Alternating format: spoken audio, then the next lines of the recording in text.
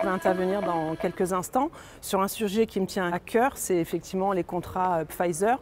Je pense que tout le monde maintenant est au courant qu'il y a eu des contrats d'achat négociés entre la Commission et plusieurs laboratoires qui ont fait preuve de beaucoup d'opacité durant ces négociations. Et d'ailleurs, un sujet qui revient, c'est celui des SMS échangés entre Madame van der Leyen et le PDG de Pfizer, Monsieur André Bourla. Aujourd'hui, il y a une demande auprès de la médiatrice pour avoir accès à ces SMS, puisque, comme vous le savez, la plupart du contrat a été caviardé. Donc, nous avons accès, mais c'est franchement se foutre de nous, puisqu'on n'a accès à rien finalement.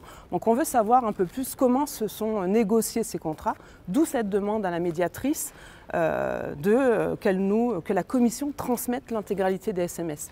Donc moi, je vais intervenir sur ce sujet, déjà pour la féliciter, parce que c'est un sujet, comme vous le savez, qui fait couler beaucoup d'encre. Aujourd'hui, je pense que le convoi pour la liberté fait partie aussi de cette grogne des citoyens qui sont en colère de la politique nationale, mais aussi de la politique européenne, où on se rend bien compte que finalement tout est négocié ici, dans le dos des citoyens européens, et en plus on leur impose aujourd'hui un vaccin sur lequel on ne sait rien. On ne sait pas comment a été négocié ce contrat, on ne sait pas qui est responsable, même si on commence à savoir que ce ne seront pas les laboratoires. Et donc du coup, voilà, on veut remettre un petit peu ce sujet sur la table. Et ce soir, j'interviens sur ce sujet et vraiment, c'est un dossier qui me tient particulièrement à cœur.